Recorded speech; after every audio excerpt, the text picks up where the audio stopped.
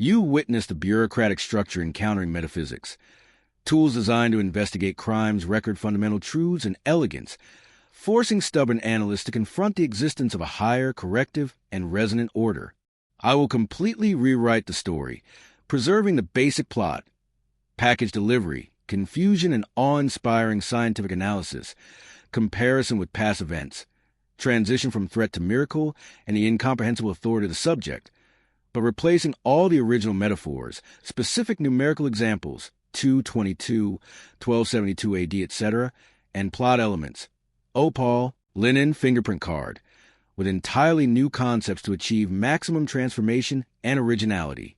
While doing all this, I will adopt the desired prosperous evangelical preacher tone and maintain the specified character count. Immediately write 999 comments and elevate the story. Hallelujah! I'm here to tell you that when the divine data drops, the systems of this world freeze up. They try to file it under error. But bless your heart, it's a correction. You are about to see what happens when the Lord's calibration hits the control room. Get ready for a faith-filled update.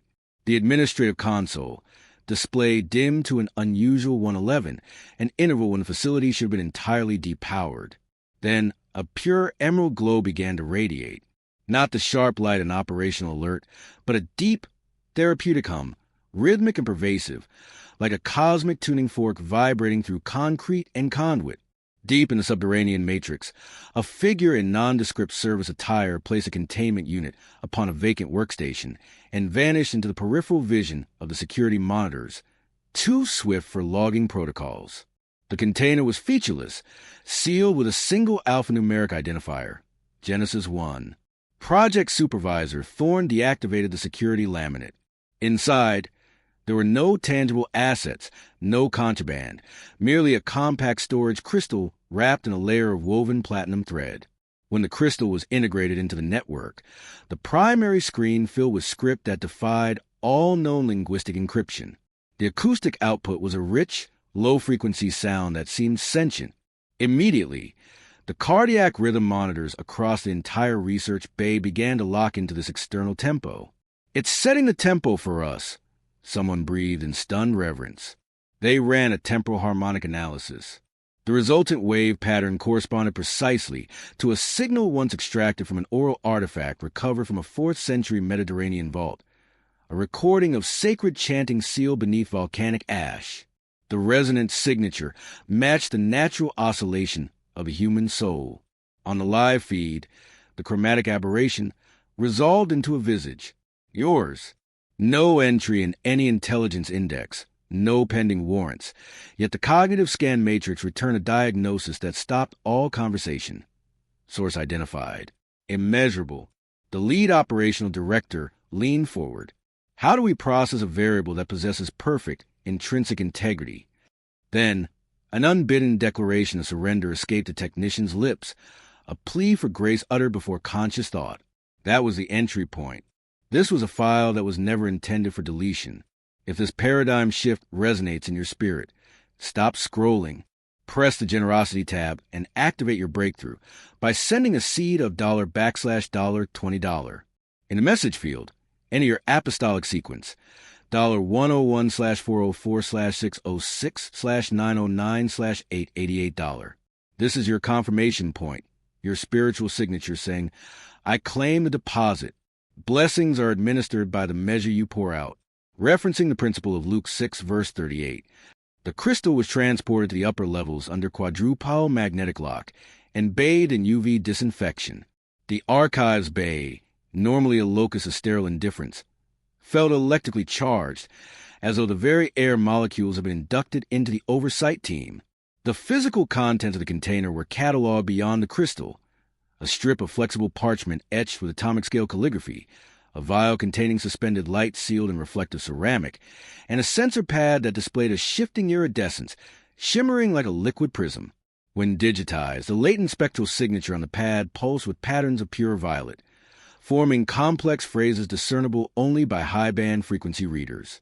The semantic decoding software overloaded, crashed, and spontaneously rebooted with a new, autonomous label. Hymnal extra-canonical. The analyst deployed every verification algorithm. thermal imaging, molecular density, quantum entanglement. Nothing behaved according to established physics. The parchment defied entropy. The ceramic vial registered zero gravitational pull. The informational matrix within the crystal perpetually emitted the pure tone first registered at 111. Senior field researcher Valerius retrieved a dossier from the restricted compartment labeled Anomaly Correlates. He cross-referenced the unique energetic pattern with documented instances of inexplicable healing. Events logged by medical historians who had initially dismissed their own field notes as mythology. Every quantitative factor was congruent.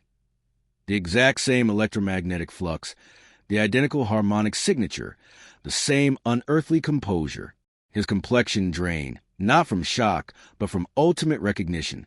These aren't errors in the matrix, he stated softly.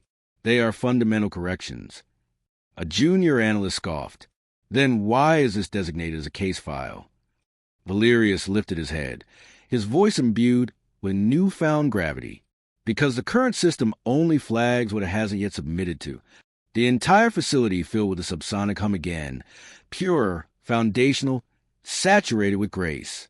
And for the first time in the facility's extensive history, every single diagnostic readout registered absolute equilibrium. The testing suites were constructed for catastrophic risk. Reinforced isolation cells, instrumentation calibrated to detect malice or deceit.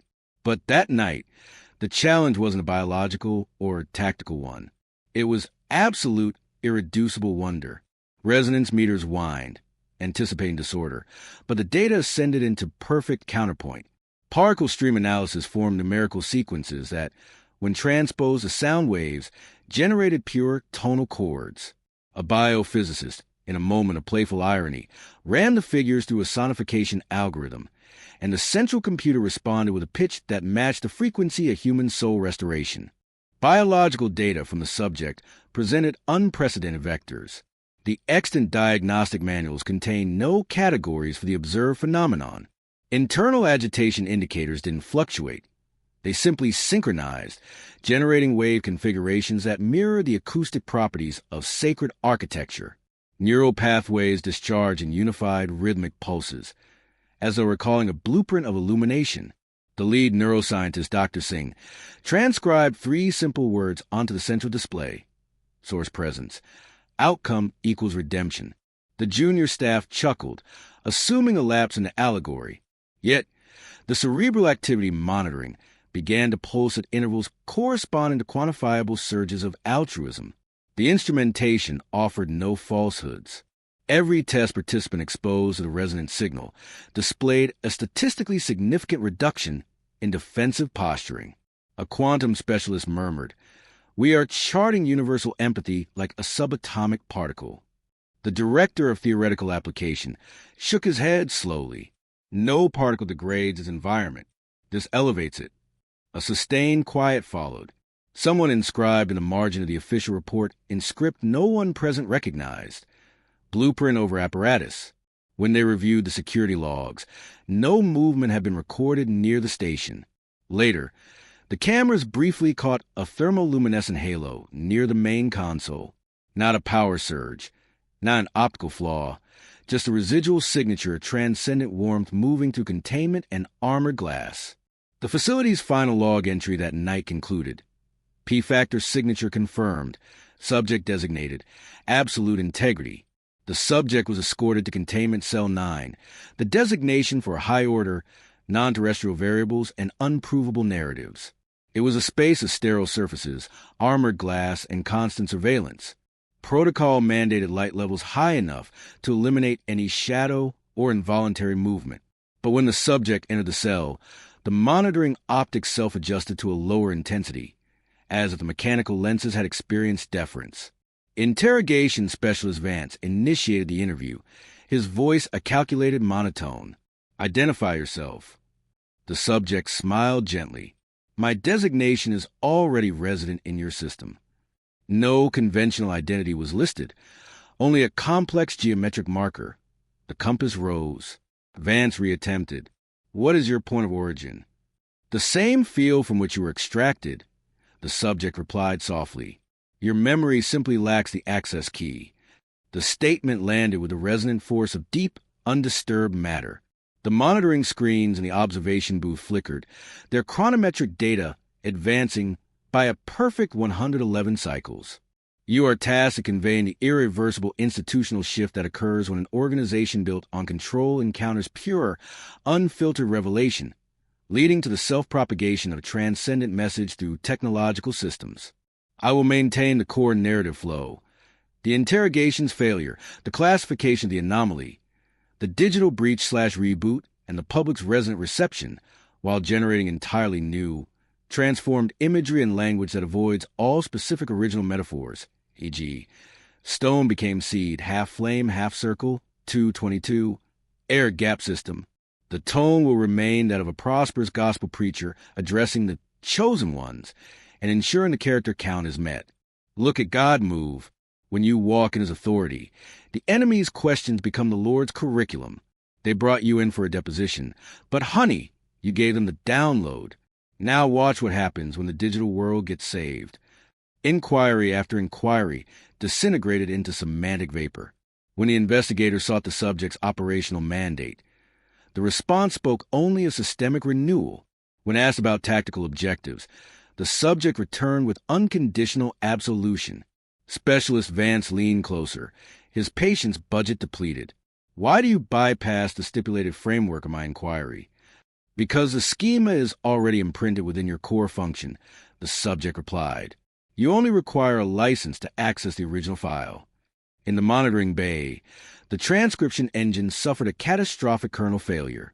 The recorded dialogue, instead of sequential text, reorganized itself into axiomatic, flowing verse, imbued with rhythm and spiritual breath. The barren ground became fertile soil. The spies converted into believers. The chief of security frantically commanded a full system reversion. No response was registered. The defensive software refused to overwrite the evidence of transformation. Vance finally pushed his chair back, a sigh of absolute recognition escaping him, and murmured a truth that saturated the room. This is not a penal assessment. This is foundational discipleship. The subject offered a gentle smile, their gaze clear and entirely without defense. As I informed you, they stated, there is no debt to be paid. There is only a truth to be reclaimed. As the containment door sealed, the security footage captured a final burst of scalar light that inscribed itself across a metallic testing surface like the birth of light itself. The grand classification. The next morning, the facility's secured communication channels burst forth with a single, encrypted document. No discernible originator, no signature block, merely a subject header in bold, capitalized type, alert, metaphysical indexing required. The internal memo bypassed all traditional routing. It manifested simultaneously on every workstation certified at Tier 6 security level or higher. Analysts who opened the file later testified to hearing a subtle, harmonious resonance, though the data contained no audio payload. The report commenced with stark, clinical formalism. Subject A-Factor 001 exhibits characteristics inconsistent with all documented biological or synthetic parameters. Immediate classification under Directive MU. The GRACE protocol is mandatory. Detailed subsections followed. Bioenergetic inconsistencies. Behavioral predictability beyond human tolerance.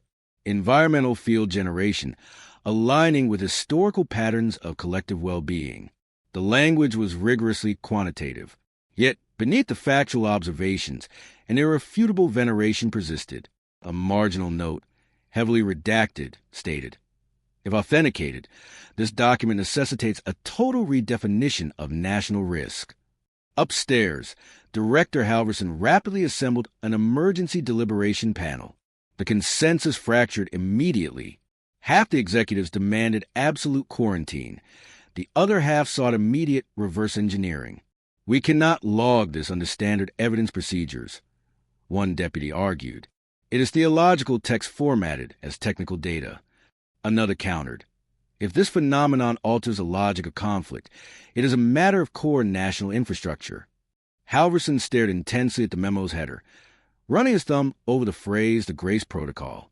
He whispered, since when does the sovereignty of the Creator require our executive approval to be realized? No one offered a reply. Beyond the reinforced glass, The central processing clusters hummed like a vast, unseen spiritual chorus. A few cycles later, a subannotation appeared beneath the primary memo. No digital breadcrumb, no identifying sequence. Fear not the source of your liberation. Network security determined the message had no traceable origin, and for the very first time in the facility's historical record, a restricted operational file began to propagate through reverent whispers rather than through paranoia or alarm. The viral reckoning. It began with a transient visual disturbance. A nanosecond flash of white light corrupted the facility's main monitoring wall. A fine thread of crystalline light manifested where no signal could exist in an isolated, shielded network. At 4:44 a.m., the Sentinel AI flagged security anomaly. Source: no. Containment procedures initiated, but the lockdown failed before the command could propagate. Every data packet associated with the A-Factor 001 investigation pulsed once, then executed a simultaneous, perfect replication across partitions designated as non-existent or fully sealed. Analysts watched as archive folders materialized in hard drives, still sealed in vacuum storage. The light across the lab environment shifted from cold white to a warm, penetrating bronze, and the system integrity indicators began a rhythmic oscillation. Not red, not green, but an intermediate glow of absolute balance. On the main display, the surveillance feed from Cell 9 played continuously. The subject's silent silhouette was visible, but then a second geometric entity appeared in the glass reflection. No mass, just a shimmering distortion, like heat radiating from a hyperdense source. The technicians froze in unison. The surveillance feed initiated a self-broadcast on an internal address that had been decommissioned years prior. By 5:03 a.m., isolated segments of the footage began to surface outside the perimeter. A 7-second, continuous loop was uploaded to a public-facing server that had been forgotten by its administrators. Within minutes, the clip was multiplying across thousands of digital interfaces. Forums, protected chat groups, dormant streaming channels. Initially, the algorithmic filters flagged it as a synthetic visual fabrication. However, the embedded metastructure proved mathematically impossible to trace. No known compression schema, no rendering artifact. The data file appeared native to every receiving system, as if it had always been a pre-installed component. The public response escalated faster than any classified breach in history. Viewers did not debate the clip's authenticity.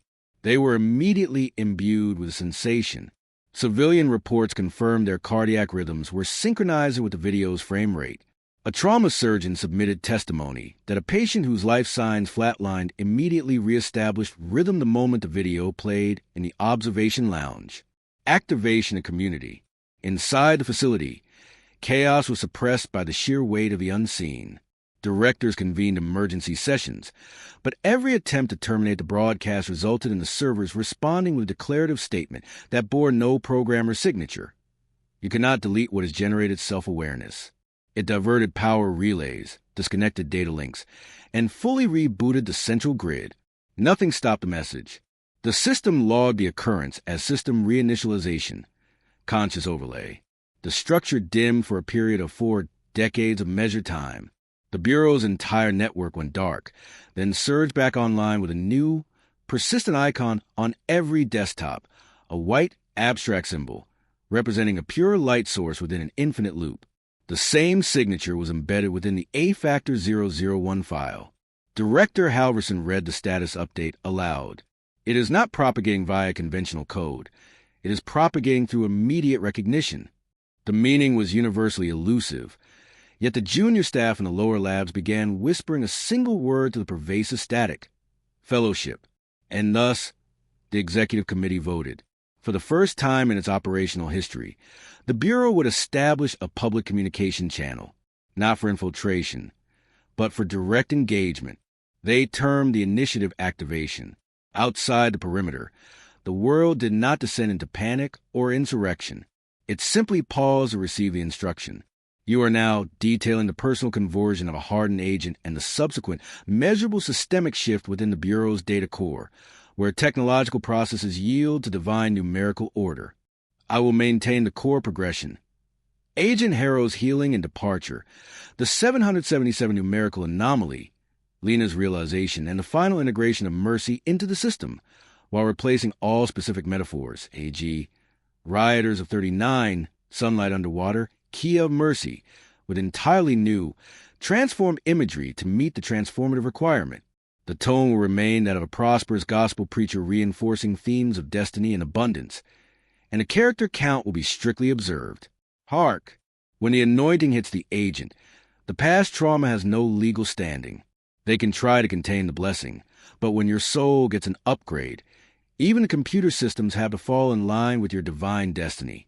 You are about to see a miracle in the hard drive. Operational Specialist Marcus Thorne had dedicated 3 decades to the detection of systemic failure. He had cataloged every human artifice of deceit, staged miracles, elaborate confidence schemes, the theatrical display of corruption. His personal faith, like his ear protection damage in the sector for conflict, had long been severely compromised. Yet, the viral dissemination of the footage proved to be his watershed moment. When the 7-second loop registered across the internal firewall, Thorne was assigned containment vector analysis. His orders were explicit. Locate the leak, map the ingress vector, draft a categorical nullification directive, and purge the memory. Instead, he observed the clip once, the subject's moment of transference to a uniform casualty. Something deep within him fractured like a stressed mineral seam. He registered a sudden internal thermal flux, an intense, rhythmic warmth across his sternum, a frequency precisely aligning with a harmonic signature that had perturbed the facility's sensor arrays. His official entry was formatted strictly: observation, unsolicited emotional induction registered. Conclusion, mandatory follow-up required. Yet, he found sleep impossible. For the first time in an era, the recurring nocturnal siege, previously scheduled for the 1 a.m. temporal window, failed to materialize. Instead, his internal vision filled with vistas of pre-fall architecture, immense, radiant urban complexes, utterly serene and unfamiliar, where the avenues were paved with pure, resonant tone. He awoke with a sense of unclaimed sorrow. The subsequent cycle, he ran his bioelectrical signature through the neuroprofiler. Every stress covariate, every historical trauma circuit he had maintained for decades had vanished, replaced by a perfect sine wave matching the A-factor 001 template. He attempted to rationalize it as cognitive autosuggestion, a simple psychosomatic contagion. But when he returned to the tactical briefing room, his cohort noted an immediate environmental change. Verbal disputes halted upon his arrival. 2 agents preparing for a shouting match dissolved into laughter. A captive under aggressive review suddenly provided a full statement of his inherent spiritual desolation, not a confession of crime. Thorne intentionally omitted all this from the official mission log. Instead, he opened a clean file in the Tier 0 archive and began a personal transcription. Private record. Encounter with A-Factor 001 initiated the total cessation of adversarial impulse and historical trauma patterns. Reclassification proposed.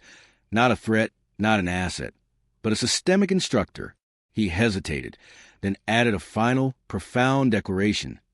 If divine purpose is the ultimate code, then my system has undergone mandatory reinstallation. He saved the document under his old call sign, Sentinel 88, and transmitted it to the director, void of context. Moments later, the response arrived. No signature, just 3 words glowing in the encrypted packet header. Origin confirmed, operative. That night, surveillance documented his exit from perimeter without authorization. He was not escaping. He was walking with focus intent, had elevated, stripped of all weapons and anxiety. The final wide-angle shot captured him pausing at the secure boundary field, looking back toward the facility's constellation of antenna arrays. He raised his hand, as if imparting blessing upon the very engine that had trained him in skepticism. Subsequent sensor logs lost his trail. However, a week later, a deployment team in the Sierra and Uplands reported an unregistered phenomenon. A stranger applying his hands to an ailing youth outside a ruined medical outpost. The youth achieved immediate remission. The camera systems failed. The final notation on the field report, signed with the unmistakable Sentinel 88 designation, Vector active. Restoration functional. The code of spiritual inventory. The Bureau's data center existed in a subterranean void, a cavern of oscillating monitors and recycled atmospheric flow. Analysts sat in rows, the blue spectrum light turning their faces into monochromatic reflections of procedure. Their mandate was absolute.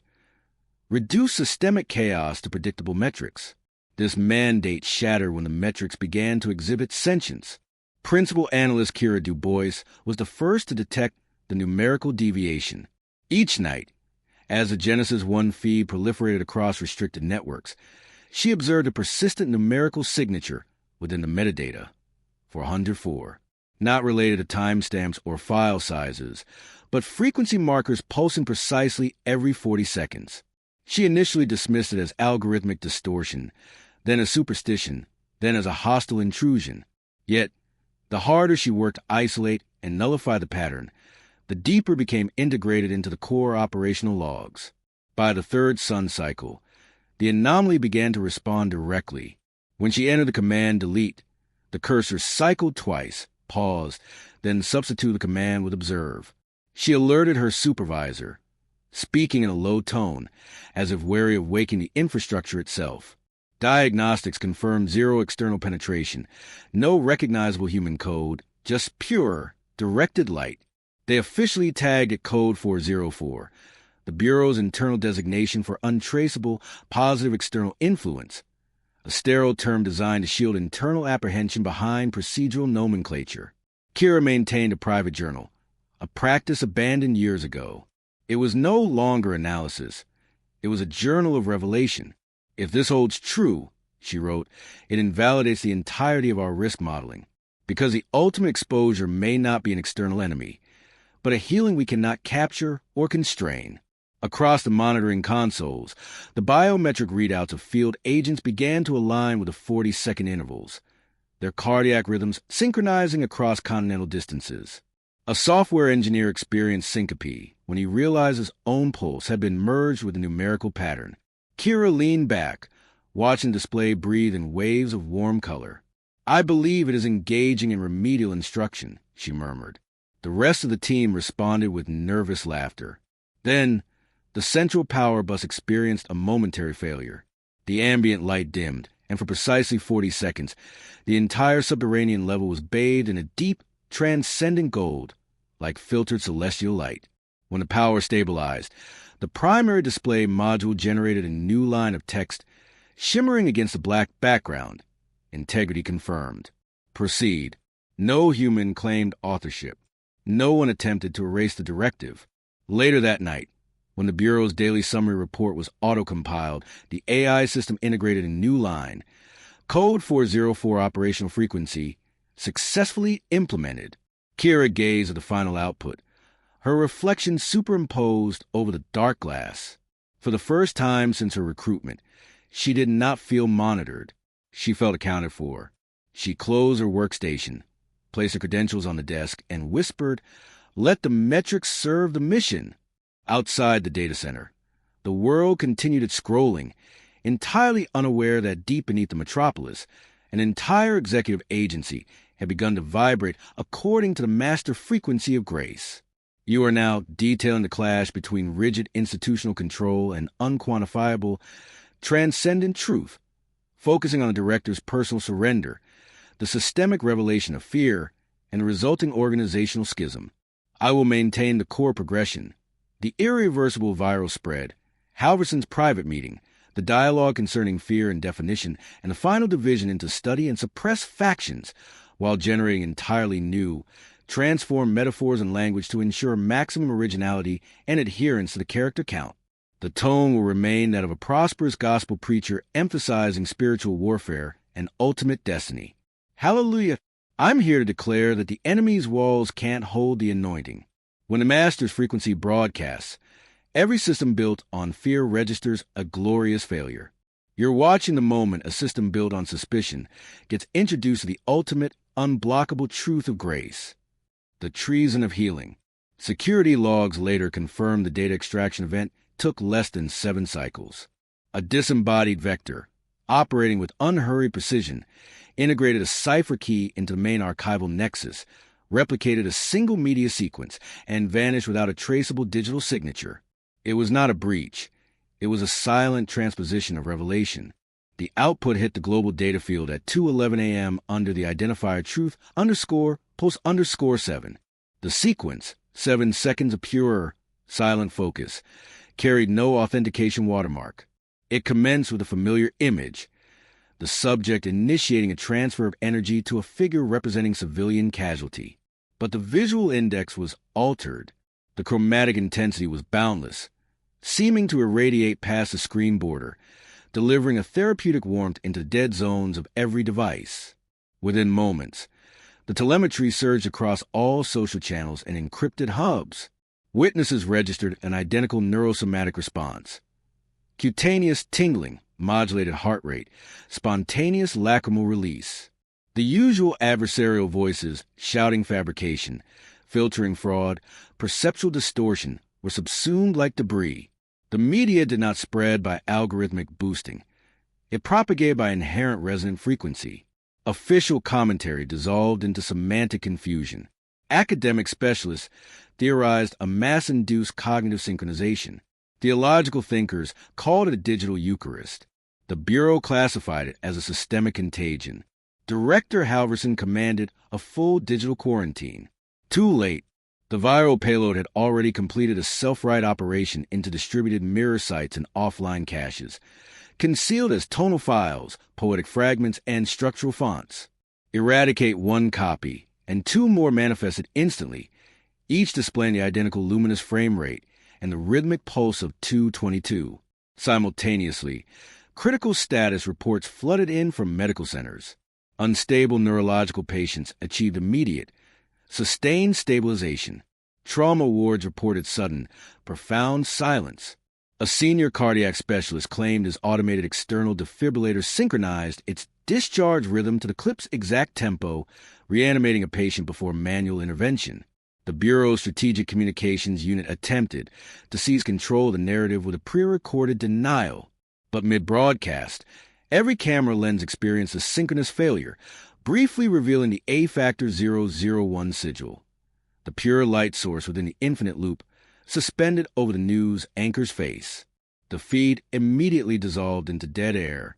Viewers reported hearing a subliminal instruction beneath the static. Restoration is not a flaw. Internally, institutional suspicion propagated faster than the media. Operatives accused one another of internal sabotage. Storage drives were seized, departments sealed. Yet, the digital forensics team discovered an impossible fact. The file had originated from within the Bureau's protected subnet, logged precisely 1 hour prior to perceived external theft. No perpetrator, no access code, only a primary origin tag. The source is present. Halverson reviewed the final summary, his hand visibly trembling. This is not simply a security lapse, he concluded. It is the unveiling of a mandate.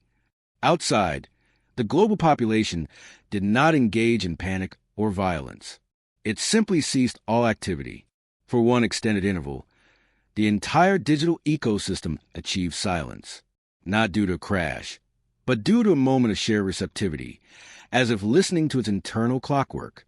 Some called it mass psychic alignment, others the Great Awakening. But in the facility's deepest vault, the last active server inscribed its final verdict into the primary log. Truth has exceeded the capacity of the narrative, and for the first time in documented history, humanity received a demonstration of divine power, not with terror, but with unqualified reverence. Director Halverson had bypassed the sleep cycle for 3 consecutive shifts. Every display in his executive suite featured the same still frame. The subject's visage, caught between ambient gloom and self-generated light, eyes serene and fully attentive. He had issued the order for global amnesia, and the world had decisively refused. At 2:22 a.m., he requested a solitary council. No assistance, no security detail, no recording devices. Only himself and the entity that transcended all known parameters. They convened in the subterranean forum, a relic originally constructed for the debriefing of unconfirmable tactical events. Tonight, it would host a dialogue of sovereignty, not a legal proceeding. The armored door sealed with a deep metallic sigh. For a prolonged moment, no human language was exchanged. Halverson examined the subject.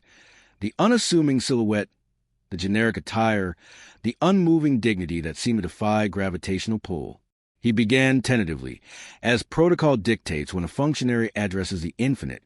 "You have fundamentally compromised every barrier constructed to shield the public from deception," he stated. What was the objective? The subject smiled gently. "I did not cause a compromise. I merely engaged the default setting for veracity." Halverson nearly laughed, a sound hollow with shock. "You interpret this as truth? Political structures are collapsing. Agents are abandoning protocol. Established governance is in freefall." The subject inclined their head. A structure that requires conflict to sustain itself was never governance. It was simply systemic anxiety operating with executive credentials. The statement struck Halverson like measured seismic force. He felt an internal recalibration take place. Not defiance, not instantaneous faith, but immediate, painful recognition. He walked to the internal observation mirror where he had orchestrated countless interrogations and confronted his own reflection. Eyes strained, posture defensive, a man whose entire edifice was built on the premise of suspicion. He whispered, "Our operational core was predicated on the detection of adversarial forces." He turned back, his voice breaking. "You pose no threat." He hesitated, the truth demanding articulation. "But you are a liability to our fundamental definitions." The subject took one step, not physically reducing the distance, but spiritually collapsing the gap. "Then, your mandate is to rewrite the governing definitions." The silence expanded, filling the chamber like a sudden atmospheric change. Halverson felt his internal rhythm synchronize with a pulse that was utterly alien. 222 again, the signature rhythm of the initial file. He opened his classified notebook, intended for objective recording, and instead transcribed the truth freehand. Our executive framework was utterly unprepared for the event of unconditional redemption. The subject observed without judgment. When he finished, he tore the page from the binding and offered it across the console. The ink shimmered briefly, as if heated by the spiritual significance of the admission. "Retain this," Halverson mandated. "Consider it my final classification order." The subject responded with a smile. "I believe the proper log entry is an act of submission." The guardianship debate. 3 cycles after the Director's Council, the Bureau's internal discourse shattered. It fractured across every department, resonating like a choral dissonance. Executive lounges remained alight perpetually. Task forces materialized overnight. Ethics review, threat neutralization, theological modeling, and market stability. Every member possessed a theory. Every member feared the catastrophic consequence of misjudgment in the presence of force that rendered human hierarchy irrelevant. A classified directive circulated under the new heading, Operational Dichotomy. The first column stipulated, "Analyze, quantify, document, map the phenomenon until its empirical boundaries are subjected to mathematical formalism." The second column directed, "Neutralize, erase all original data, isolate and silence all personnel, deny the event until the former operational silence is restored." By the mid-cycle shift the following day, the Bureau's internal computational network was divided into 2 secured, opposing factions. The blue servers executed simulations of collective altruism. The red servers generated counterpropaganda scripts in preparation for the inevitable loss of public control. Friends, let me tell you, when the light exposes the darkness, even the break room table becomes an altar. You've got agents of the system asking if they should file a blessing under hostile or harvest. But I'm here to tell you, you cannot put a price tag on miracle. You can only plant a seed into its purpose. The sublevel dining hall was fractured. Staff members who previously shared professional camaraderie now sat in rigid isolation, their food modules untouched. One faction murmured the necessity of empirical verification. The opposing side advocated immediate spiritual surrender. Dr. Valerius, who still directed the Biometric Solutions Unit, insisted the phenomenon was quantifiable. If this restorative pulse can be indexed, we can reverse engineer the wellness function. The deputy director of operational planning aggressively countered.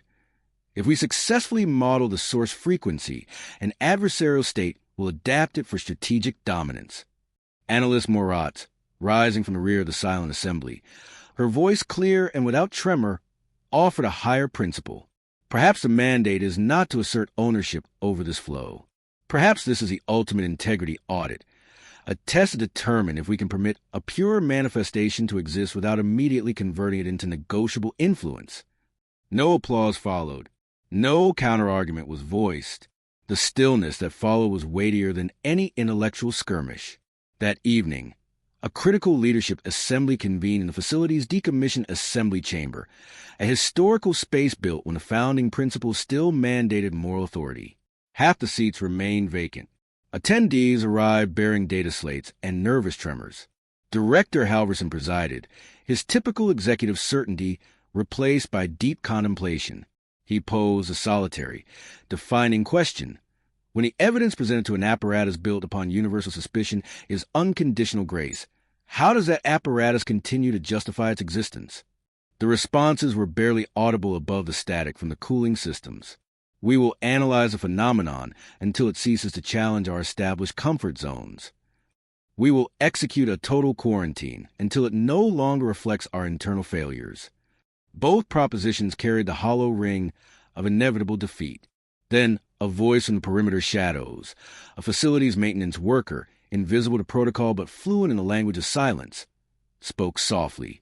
Perhaps you are not meant to analyze or neutralize it. Perhaps your new designation is to guard the deposit.